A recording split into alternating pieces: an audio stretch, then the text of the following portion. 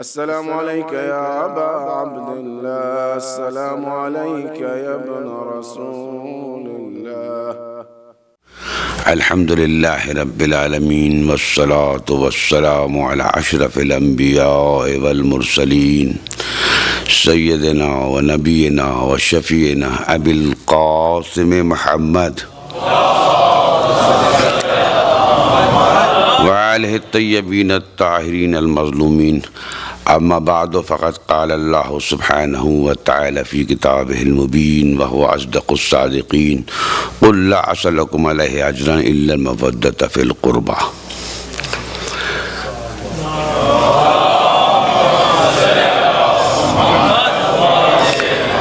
عزیزان گرامی، اس سے قبل کے آیت کریمہ پر بہت اختصار سے عرض کروں. میں سمجھتا ہوں کیونکہ عشرہ محرم کی مجالس ہو چکی ہیں، آج اس مجلس میں کچھ اپنے تاثرات جو میں نے یہاں قائم کیے وہ آپ کی خدمت میں پیش کروں. سب سے پہلے تو میں اپنے پروردگار کا شکر گزار ہوں کہ اس نے مجھے زندگی عطا فرمائی، اس نے مجھے موقع عطا فرمایا کہ ایک اتنی بہترین انٹلیکچوئل کمیونٹی سے میں انٹریکٹ کر سکا. اور یقیناً یہ اللہ ہی کا حکم ہے کہ جو وسیلہ بنے میرے فضل و کرم کا، اس کا بھی شکریہ ادا کرو. اس لیے میں ڈاکٹر آفتاب صاحب کا، ڈاکٹر پرویز صاحب کا، اپنے تمام ہمارے جو ڈاکٹر صاحب ڈاکٹر جعفری صاحب کا، اور ان تمام لوگوں کو جو اس میں شامل ہیں، تہہ دل سے شکر گزار ہوں کہ آپ نے ہمیں موقع دیا کہ ہم یہاں حاضر ہوں. حضور والا اس سینٹر کے بارے میں کچھ عرض کرنا چاہتا ہوں. کیونکہ میں پچھلے 30 سال سے انڈیا کے باہری مجالس پڑھ رہا ہوں، لہذا مجھے بہت سینٹرز دیکھنے کے موقع ملے ہیں، یو ایس میں بھی اور دوسری جگہ. مجھے خوشی اس بات کی ہے کہ میں آپ کے سینٹر کو دیکھ کے جو اپنے تاثرات پیش کر رہا ہوں وہ یہ کہ اس سینٹر میں بہت سی اور خوبیاں جو میں بیان کروں گا. سب سے خاص خوبی مجھے نظر یہ آئی کہ آپ کے سینٹر میں پوری ایک مسجد ہے.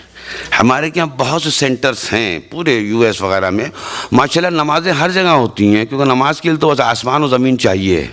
نمازیں ہوتی ہیں، انہیں سیکشن سے بنائے ہیں کہ وہاں پریئرز ہوتی ہے، لیکن باقاعدہ مسجد ہیں گے ایسے سینٹر. اور اللہ کرے اور بھی سینٹروں سے بات خیال، کیونکہ آپ کو معلوم مسجد کی اہمیت کیا ہے. مسجد کی اہمیت کہ میں آپ کے ساتھ ادا کروں کہ اللہ نے 1,24,000 پیغمبر بھیجے ہیں، لیکن ان 1,24,000 پیغمبروں میں 2 فقط ایسے ہیں جس کو ایک کو اللہ نے خلیل کہا اور ایک کو حبیب کہا.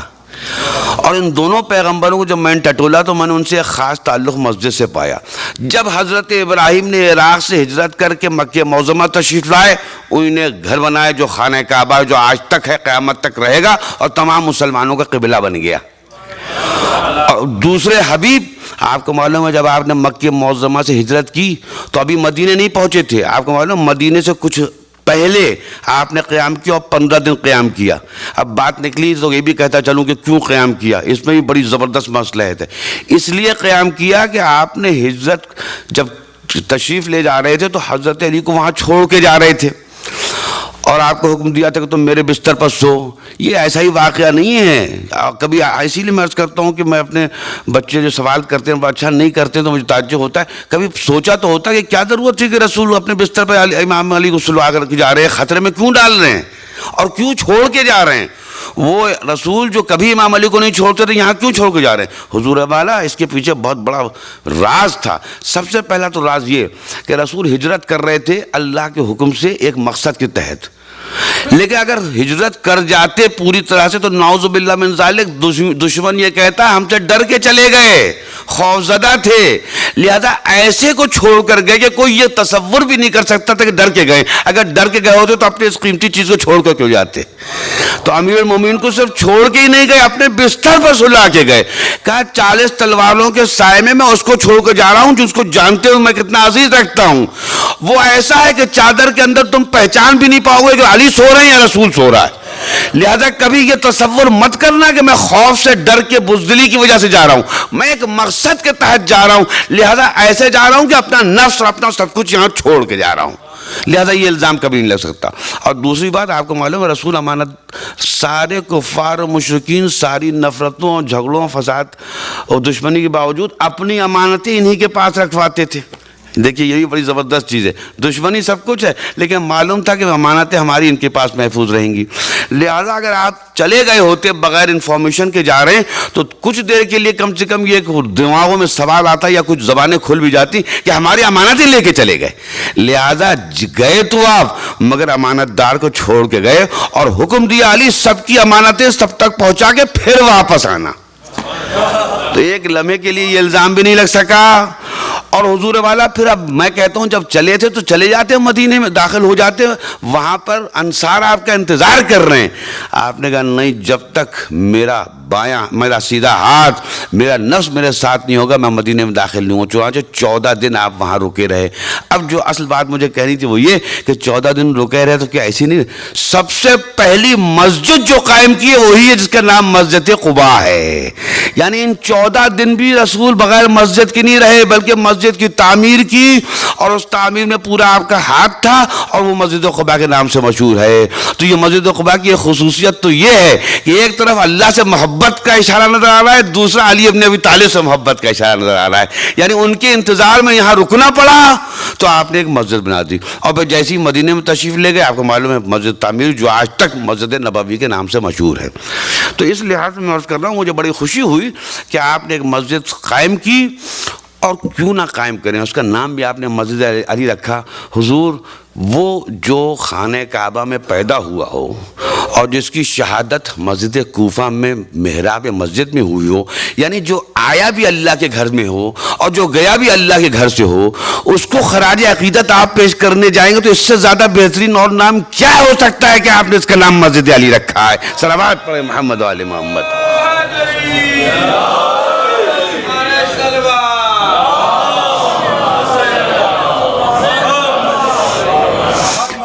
تو ایک تو یہ آپ کی اس سینٹر کے بارے میں میرے تاثرات تھے.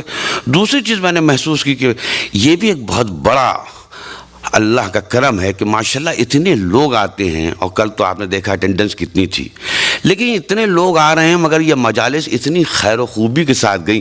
میں نے کہیں کوئی محسوس نہیں کیا کہ کسی کو کوئی شکوہ ہو یا کسی کو تکلیف ہو, یا اگر کسی کو کوئی شکوہ ہوا بھی تو 2 منٹ کے لیے ہوا اور فوراً وہ ختم ہو گیا. یہ جو آپ نے ماشاءاللہ ایک انوائرمنٹ اور ایٹماسفیئر قائم کیا ہے اس کی وجہ یہ ہے کہ جن لوگوں نے اس سینٹر کو چلانے کی ذمہ داری لی ہے وہ اپنے کو باس نہیں سمجھتے ہیں بلکہ اپنے کو خادم سمجھتے ہیں. اور اسی لیے میں آپ کو سچ بتا رہا ہوں مجھے ابھی تک پتہ نہیں چل سکا کہ کون چیئرمین ہے کون پریزیڈنٹ ہے. کیوں؟ مجھے تو سب ورکرز نظر آ رہے ہیں, مجھے تو سب خادم نظر آ رہے ہیں, مجھے تو سب کے اندر یہ نظر آ رہا ہے کہ بتائیے میں کیا کروں. لہذا مجھے کوئی نظر نہیں آ رہا ہے اور یہی سب سے بڑی وجہ ہے کہ اگر پروردگار کرے قوم سے انسان اپنے کو بالکل لو پروفائل میں رکھے اور ہر وقت یہ خیال رکھے میں خادم ہوں, خدمت میں کمی نہ ہو میری, تو اللہ اس کو خود اتنا اونچا کر دے گا کہ وہ اپنی کوشش تک اونچا ہونا چاہتا تو کبھی نہیں ہو سکتا. تو میں آپ سب کو اس بات کی مبارکباد دیتا ہوں. یہ میرے بچپنے کے دوست ہیں ماشاءاللہ سے, اور ان سب کو تو میں نے ابھی دیکھا, لیکن یقین مانیے وہ سادگی اور وہ ساری چیزیں جو اہل بیت رسول کے ماننے والوں میں ہونی چاہیے وہ مجھے نظر آئیں, اور اسی کے لیے میں دعا کرتا ہوں. اب یہ ساری چیزیں تمام مومنین میں بھی نظر آئیں. مجھے یہاں آپ سب لوگوں کا اخلاق بہت اچھا لگا, اور یہی چیزیں ہیں جو اہل بیت رسول کے ماننے والوں میں ہونی چاہیے ہیں, اور یہی مجلس سے اگر کوئی فائدہ اٹھا سکتا ہے تو اٹھائے. صلوات پڑھے محمد و آل محمد. تو حضور والا یہی چیز ہے کہ ماشاءاللہ یونٹی ہے, پورے مجالس ہو گئیں, کہیں کسی طرح کی کوئی تکلیف, کچھ سب لوگ مل کے اس میں شامل تھے. اور اسی لیے میں آپ کو عرض کرتا ہوں کہ یونٹی جو ہے یہ بڑی پیاری چیز ہے. دیکھیے اس میں کوئی شک نہیں, جب 10 آدمی ہوتے ہیں 10 آدمی کے اوپینینز بھی الگ ہو سکتی ہیں, اختلاف رائے میں کوئی خرابی نہیں ہے. میں ایک چیز کے متعلق یہ رائے رکھتا ہوں, آپ ایک چیز یہ رائے رکھتے ہیں, دونوں کی رائے میں کوئی ایک صحیح بھی ہو سکتی, لیکن اینڈ آف دا ڈے میں یہ تمام اختلافات جو ہیں وہ اتفاق کے اوپر اینڈ ہوں. یعنی ٹھیک ہے آپ کی رائے ہے, کبھی آپ راضی ہو گئے کبھی آپ راضی ہو گئے, تو اختلاف رائے میں کوئی خرابی نہیں ہوتی, وہ تو ایک ہیومن نیچر ہے. لیکن بہترین چیز یہ ہے کہ اس کو خوبصورتی سے اس طریقے سے انجام دیا جائے کہ وہ چیز منظر عام پر نہ آئے, اس کے کچھ ریئیکشنز اور اس کے کچھ نتائج نظر نہ آئیں. تو یونٹی جو ہے وہ اللہ کو اتنی پسند ہے. ایک مثال دے کہ میں بہت اختصار سے آیت کریمہ جو میں نے آپ کی خدمت تلاوت کیا جاؤں گا کہ دیکھیے یونٹی اللہ کو ایک مثال اللہ تعالیٰ نے ایسی دی جو اس کو ہر آدمی آبزرو کر سکتا ہے. آپ کو معلوم 2 قسم کی مکھیاں ہوتی ہیں, ایک ہوتی ہے جسے آپ ہاؤس فلائی کہتے ہیں, ایک ہوتی ہے شہد کی مکھی. ہاؤس فلائی میں کیا ہوتا ہے, آپ کوئی چیز شکر ڈال دیجئے 5000 مکھیاں آ کے بیٹھ جائیں گی, لیکن ہر مکھی دوسری مکھی سے کوئی تعلق نہیں ہوگا, ہر ایک اپنے کھانے میں لگی ہوئی ہے.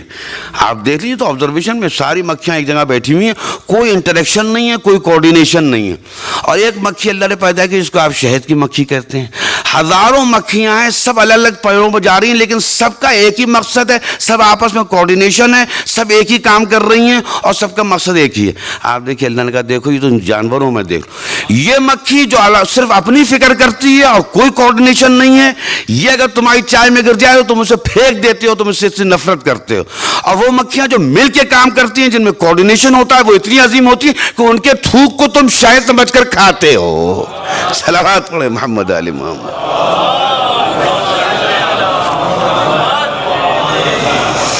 کیونکہ سائنٹیفک ٹرمینالوجی میں شہد مکھی کا تھوک ہے, تو ایک تو اتنی عظیم ہو گئی کہ ہم یہ اس کا منہ سے اگلی ہوئی چیز کو کھا رہے ہیں, اور اس میں اللہ نے شفا رکھ دی, اور اس کے نام پر ایک پورا قرآن میں سورہ رکھ دیا.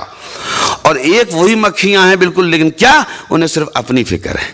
تو ماشاءاللہ یہ جتنے لوگ جو والنٹیئرز اور جو سب لوگ مل کے کام کر رہے ہیں, پروردگار عالم ان کو اتنا متبرک کر دے گا, اور ان کے کاموں میں اتنی کامیابی دے گا, ان کے دنیا کے کاموں میں اتنی کامیابی عطا فرمائے گا کہ دیکھو تم سب مل کے کام کر رہے ہو, اور تم سب کا ایک مقصد ہے. اور وہ کیا مقصد ہے؟ اللہ کی رضا کو حاصل کرنا بوسیلہ امام معصومین. صلوات پڑھیں.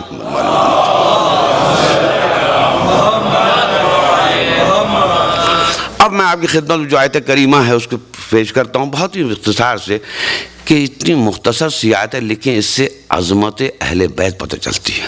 آپ دیکھیے, اگر میں آپ اپنے ایک ہاتھ میں ایک چیز چھپا لوں اور کہوں اس کی قیمت $1 ہے, اس کے بعد تھوڑی دیر بعد اپنے ہاتھ میں ایک چیز چھپا لوں اور میں کہوں اس کی قیمت $1,000,000 ہے. حضور والا آپ نے چیز نہیں دیکھی, میں ابھی بھی ہاتھ میں چھپائے ہوں, لیکن جس چیز کو میں کہوں گا $1,000,000 ہے, آپ قسم کھا کے کہہ سکتے ہیں کہ بہت ہی قیمتی چیز ہوگی. میں کہوں گا آپ نے دیکھا نہیں, آپ کیسے کہہ رہے ہیں؟ کہنے حضور والا آپ نے قیمت جو بتا دی, جو $1 کی چیز ہے وہ کوئی بہت ہی معمولی ہوگی, اور جو $1,000,000 کی ہے بہت قیمتی ہوگی.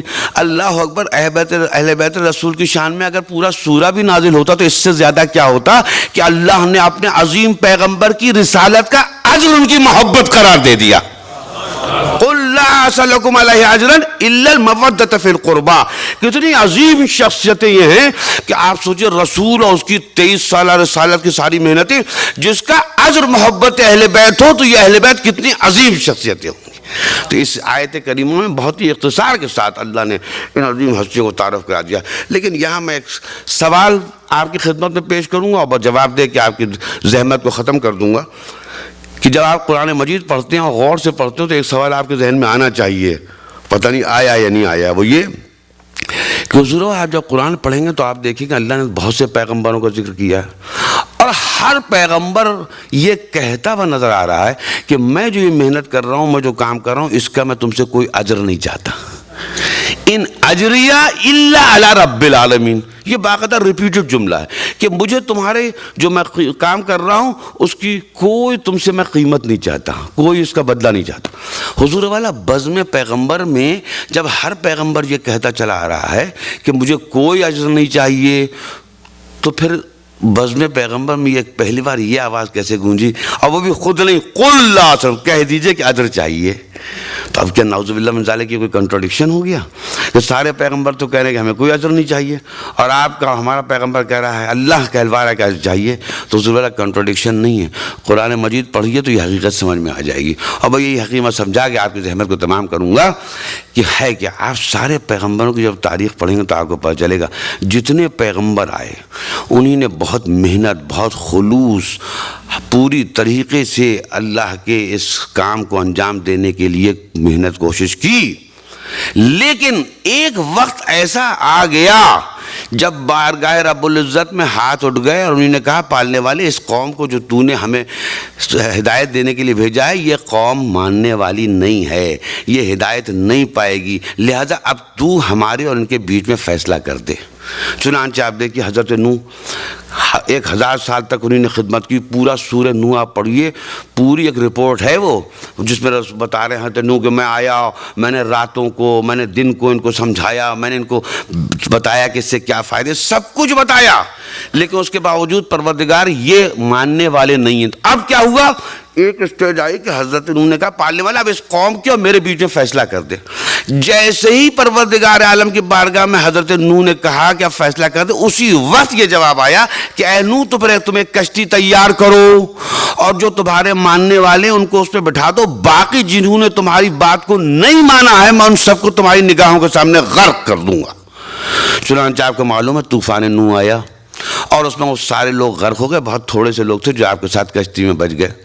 اسی طرح حضرت موسیٰ کو دیکھیے, حضرت موسیٰ نے اتنا زبردست احسان کیا کہ ان بنی اسرائیلیوں کے فرعون کے چنگل سے نکالا, جو اتنا ظالم تھا کہ ان کے بیٹوں کو قتل کر دیتا تھا اور کس طریقے سے ان کو اپنا غلام بنا رکھا تھا. یہ سارے احسانات کرنے کے بعد جب حضرت موسیٰ ان کو لے کے آتے ہیں اور اس کے بعد پھر اللہ کہتا ہے کہ اے موسیٰ ان سے کہو کہ سامنے ایک شہر ہے, اس میں کچھ لوگ آباد ہیں, تم جاؤ ایک قوم ہے اور ان سے لڑو اور لڑ کے تم نکال دو, اللہ تم کو فتح دے گا. حضور والا وہ قوم جس نے اپنی آنکھوں سے سارے معجزات دیکھے تھے, اتنے احسانات تھے, لیکن اتنی ناشکری قوم تھی. اسی لیے سورہ بنی اسرائیل آپ پڑھیے, بنی اسرائیل کا ذکر پڑھیے, اللہ نے بہت ذکر کیا ان کا.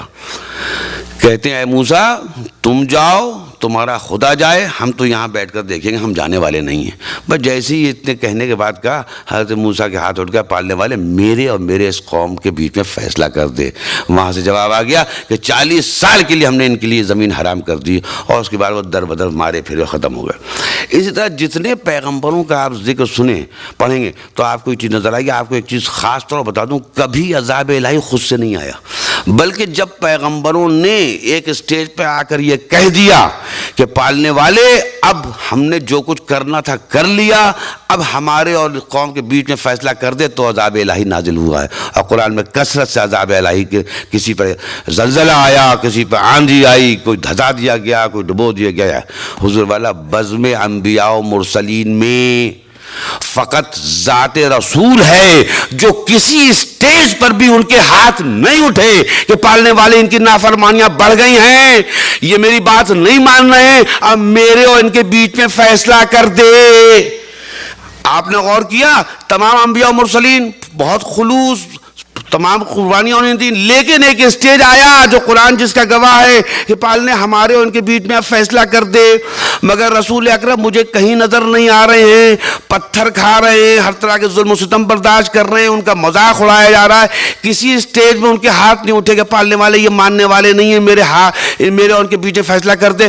ہاں ہاتھ اٹھے, تو کس طرح اٹھے؟ جنگ احد میں جب آپ کے دندان مبارک شہید ہوئے تو ہاتھ اٹھے, پالنے والے اس قوم کو معاف کر دے, یہ مجھے پہچانتے نہیں ہیں.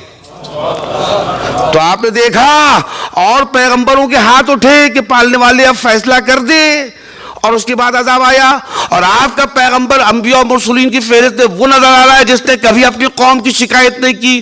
حتیٰ کہ طائف میں آپ کو معلوم ہے کہ جب آپ تشریف لے گئے اور آپ کے ساتھ بہت گستاخی کی گئی, آپ کے اوپر اتنے پتھر مارے گئے کہ آپ لہو لہان ہو گئے, ایک جگہ جا کے آپ بیٹھ گئے, تو ملتا ہے روایت میں کہ جبریل امین 2 فرشتوں کو لے کر آئے اور کہا کہ یا رسول اللہ, اللہ نے دیکھا ہے اس قوم نے آپ کے ساتھ کیا سلوک کیا ہے, میرے ساتھ 2 فرشتے آئے, آپ حکم دیجئے تو جس پہاڑی پر یہ پوری آبادی, یہ پورا طائف کی آبادی قائم ہے, یہ اٹھا کے الٹ پلٹ کر دیں گے اور یہ سب مر جائیں گے.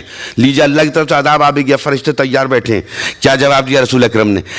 کہا ان کو واپس لے جاؤ اپنے رب, میں اپنے رب کی بارگاہ میں ان کے لیے دعا کرتا ہوں. پالنے والے اگر یہ نہیں تو مجھے امید ہے ان کی نسل میں سے کوئی طرح پیغام کو قبول کر لے گا. تو آئے ہوئے عذاب کو واپس کر دیا. اور اس کے بعد آپ کو معلوم ہے یہ روایت مشہور ہے کہ کسی نے کہا رسول اکرم سے کہ یا رسول اللہ, میں آپ کو دیکھ رہا ہوں کہ آپ بہت تیزی سے بڑھاپا آپ کے اوپر آ رہا ہے. تو آپ نے کہا مجھے سورہ ہود کی آیتوں نے بھولا کر دیا. کہا یا رسول اللہ سورہ ہود کی آیتوں, کہ تم نے سورہ ہود پڑھا نہیں ہے؟ اس میں تمام پیغمبروں کے تذکرے ہیں اور تمام پیغمبروں کے عذاب کا ذکر ہے. میں نے دیکھ رہا ہوں کہ وہ سارے کام جن کے اوپر عذاب پچھلی قوموں پر آ چکے ہیں وہ سب میری قوم اس میں مبتلا ہے. مجھے ڈر ہے کہیں عذاب نہ آ جائے. اللہ اکبر. بتائیے آپ کہ ان پیغمبروں کی فہرست میں فقط یہی تو ایک پیغمبر آپ کو نظر آیا کہ اور پیغمبروں نے جن کا درجہ بلند, اور اللہ نے کوئی کمنٹ بھی نہیں کیا, ان کی بزرگی میں کوئی ذرہ برابر بھی ہمارا کوئی رائے کم نہیں, لیکن ہمیں یہ نظر آیا کہ ایک اسٹیج ایسی آئی جس پہ کہ انہوں نے اللہ کی بارگاہ میں کہا کہ یہ قوم ماننے والی نہیں ہے, اور ان کے کہنے کے بعد عذاب الہی آیا. بزم انبیاء و مرسلین میں فقط ذات رسول اکرم ہے کہ جنہوں نے کبھی اپنی قوم کے لیے بد دعا نہیں کی بلکہ آتے ہوئے عذاب کو واپس کر دیا. تو بس اسی لیے کہا جا رہا ہے کہ دیکھو اور پیغمبر جو تھے انہوں نے کم سے کم ایک اسٹیج پہ آ کے ہم سے ہاتھ اٹھا کے کہا تو یہ تمہارا پیغمبر تو وہ ہے کہ آئے ہوئے عذاب کو واپس کر دیتا ہے. لہذا اے قوم اب تمہارے پر یہ واجب ہو جاتا ہے کہ تم اس کا عذر اس کو واپس کرو. عذر کیا؟ اس کی اہل بیت کے ساتھ محبت کرنا. صلوات پڑھے محمد و آل محمد.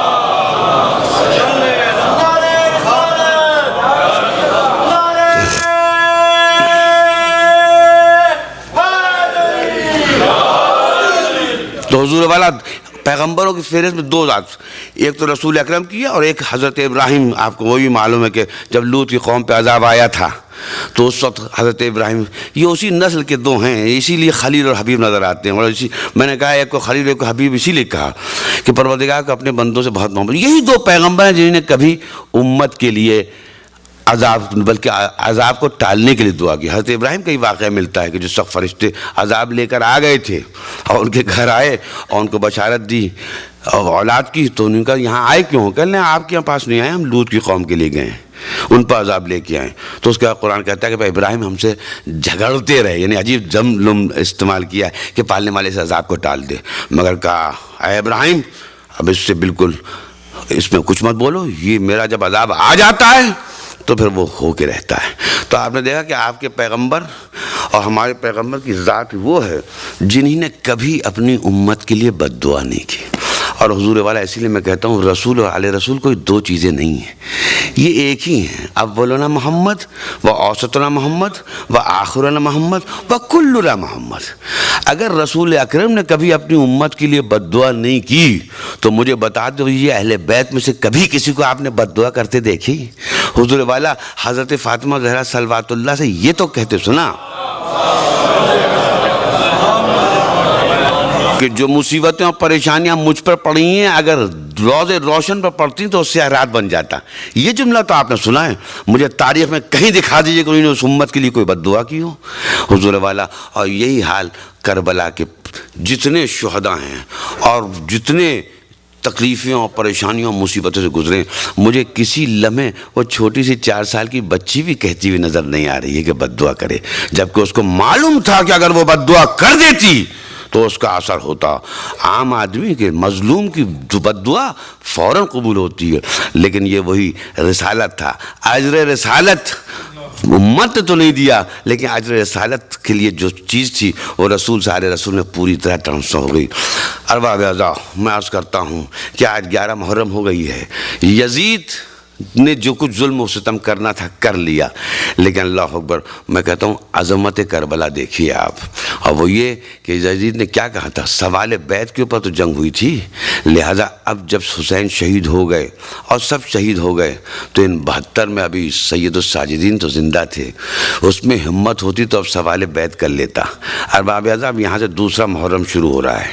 دیکھیے ہمارا آپ تو تھک گئے اور یقیناً ہم انسان ہیں، اسی لیے ہم کہتے ہیں کہ 72 جو تھے ان کے عزم و محبت کا ہم تصور نہیں کر سکتے. اور اسی لیے ہم کہتے ہیں جو روز اعلان ہو رہا ہے کہ 72 شہیدوں کے نام کے اوپر ہر اس میں شامل ہو جائے. حضور والا اس میں تو ہر شخص کو فوراً شریک ہو جانا چاہیے کہ پالنے والے وہ 72 اتنے عظیم ہیں کہ جہاں 72 کا لفظ آئے گا ہم فوراً لبیک کہہ دیں گے، ہم فوراً آ جائیں گے. اس لیے مجھے تو لگتا ہے کہ ہر شخص جو محبت کرتا ہے وہ اس میں صرف اس لیے شریک ہو جائے گا کہ ان 72 کا آپ تصور نہیں کر سکتے. حضور والا کتنی تکلیفیں اور مصیبتیں اور پریشانیاں، ہم سب محبت کرنے والے ہیں، اس میں کوئی شک نہیں، لیکن ہمارے اندر ہمت نہیں ہے. کل جب شام غریبہ ہو گئی ہم سمجھا، ہمارے دل نے کہا کہ ہم نے فرض ادا کر دیا، اب ہم میں ہمت نہیں ہے. لیکن عزاداران حسین مصیبتوں پریشانیاں اصل کربلا تو اب شروع ہوا ہے. دیکھیے جب چوٹ لگتی ہے تو جس وقت زخم آتا ہے اس وقت تکلیف اتنی نہیں ہوتی جتنی تھوڑی دیر کے بعد تکلیف ہوتی ہے. حضور والا جب یہ قافلہ چلا ہے، یعنی جس وقت ہم آرام کرنے چلے، خدا کی قسم ہم اپنے آپ کو وہ نہیں کر رہے ہیں، ہم ہیں کمزور، ہم اس لائق ہی نہیں ہیں. اللہ ہمیں توفیق دے کہ جتنا کر سکتے ہوں کریں. لیکن آپ کو بتا رہا ہوں کہ وہ عظمت ان کی دیکھیے کہ کیا ہوا شام غریبہ کے بعد. کیا ہوا شام غریبہ کے بعد یہ ہے کہ وہ عظیم قافلہ جو مدینے سے جب چلا تھا تو آپ نے دیکھا تھا کہ شان سے چلا تھا کہ ہر بی بی کو اس کے قریب ترین عزیز نے آ کے سوار کیا تھا. ام فروا کو قاسم نے سوار کیا تھا, ام لیلا کو علی اکبر نے سوار کیا تھا, ام کلثوم کے حضرت عباس نے سوار کیا. خدا کی قسم 11 محرم کا سب سے بڑا مرثیہ تو یہی ہے کہ اب بیویاں کھڑی ہیں اور میدان میں دیکھ رہی ہیں کہ اب ہمیں کون سوار کرے گا. ارے ان ننگے اونٹوں پہ کون سوار کرے گا؟ نہ وہاں قاسم ہیں, نہ وہاں علی اکبر ہیں, نہ وہاں عباس ہیں. اور وہ بیوی کہ جب آئی تھی تو اس کے بعد عباس نے گھٹنے ٹیکے تھے اور حسین نے سوار کیا تھا. اللہ اکبر. لیکن زینب نے کہا کہ بخدا اپنے بھائی سے کہا بھیا یہ مت سمجھنا کہ اب تمہارے جانے کے بعد تمہارے مشن پہ کوئی اثر پڑے گا. خدا کی قسم جو بات قاسم, علی اکبر, عباس اور آپ نے مل کے کی تھی وہ اب اکیلے زینب کرے گی. چنانچہ زینب نے سب کو چڑھایا, سب کو اونٹوں پہ لے, اللہ اکبر, ان بے کجاوا اونٹوں پہ بچے اور وہ عورتوں کو چڑھایا گیا. ارباب اعضاء, لیکن عجیب منظر ہے جب یہ قافلہ چلتا ہے تو میں ایک عجیب منظر دیکھتا ہوں کہ وہ جس کو سید الساجدین کہا جاتا ہے, یا اللہ کتنا عظیم انسان تھا. لیکن ایک وقت کیا ہوتا ہے, ان کی حالت کیا ہوتی ہے کہ حضرت زینب محسوس کر لیتی ہیں اور آ کے قریب کہتی ہیں کہ بیٹا میں کیا دیکھ رہی ہوں, تمہارا چہرہ اتنا پیلا ہو گیا ہے, تمہارے چہرے کو دیکھ کر لگ رہا ہے کہ قفصر انصری سے روح پرواز کر جائے گی. اور باب اعضاء بس یہ کہنا تھا کہ میرے اور آپ کے چوتھے امام نے کہا کہ پھوپھی اماں آپ دیکھ نہیں رہے, انہی نے اپنے لوگوں کو تو دفن کر دیا, ان کی لاشوں کو تو لے گئے, اور میں دیکھ رہا ہوں میرے باپ کی لاش بے گور و کفن اس طریقے سے پڑی ہے. عزاداران حسین کیا غم تھا جس کا آپ تصور نہیں کر سکتے. مگر یہ قافلہ چلا. بس آخر کلام میں عرض کرتا ہوں کہ عظمت و عزت تو اللہ دیتا ہے. آپ کو معلوم ہے ابن زیاد کی طرف سے بڑا انتظام یہ کیا گیا تھا. یہ آج کل کا زمانہ نہیں جو صحیح خبریں فوراً پہنچ جائیں ان لوگوں کو پتہ چل جائے. اس نے پوری طرح سے بتایا ہی نہیں تھا کہ کس کو شہید کیا ہے, بلکہ اس نے اعلان کیا تھا ایک باغی تھے کچھ لوگ جن کو خلیفہ وقت نے قتل کر دیا, اور پھر باقاعدہ لوگوں کو بتایا گیا تھا کہ ان کا قافلہ آ رہا ہے لہذا خوب خوشیاں مناؤ. چنانچہ بچوں کو یہ بتایا گیا تھا کہ جب یہ قافلہ آئے تم اپنے خوشی کا اظہار کرنا, اور باقاعدہ ڈھول اور تاشے سب لگ کے بچوں کو دیے گئے تھے. بچوں کو کچھ خبر نہیں کہ کیا ہو رہا ہے. اللہ اکبر. لیکن وَتُعِزُّ مَن تَشَاءُ وَتُذِلُّ مَن تَشَاءُ. کیا ہوا, یہ لٹا ہوا قافلہ جب آ رہا ہے بچوں کو یہ بتایا گیا کہ باغیوں کا قافلہ آ گیا ہے. وہ ہنسنے مذاق کرنے اور کھیلنے کے لیے جمع ہیں. مگر جب یہ قافلہ آگے بڑھا اور ایک دفعہ بچوں نے دیکھنا شروع کیا اور ان کو سرائے شہداء نظر آئے. ایک بچے نے دیکھا کہ اس کا سر حبیب ابن مظاہر کے سر پر نظر پڑی. جیسے ہی بچوں کی نظر حبیب ابن مظاہر پر پڑی, بچے کہنے کیا یہ حبیب, ارے یہ تو وہ ہیں جنہیں نے ہمیں قرآن پڑھنا سکھایا تھا. ایک بچہ بولا ارے یہ تو وہ ہیں جنہیں نے ہمیں نماز پڑھنا سکھائی تھی. ارباب اعضاء جیسے جیسے شہداء کے سر آتے گئے بچے اور لوگ پہچانتے گئے. ارے جو قہقہ لگانے آئے تھے, جو مذاق اڑانے آئے تھے, وہاں ماتم برپا ہو گیا. یا حسین یا حسین یا حسین.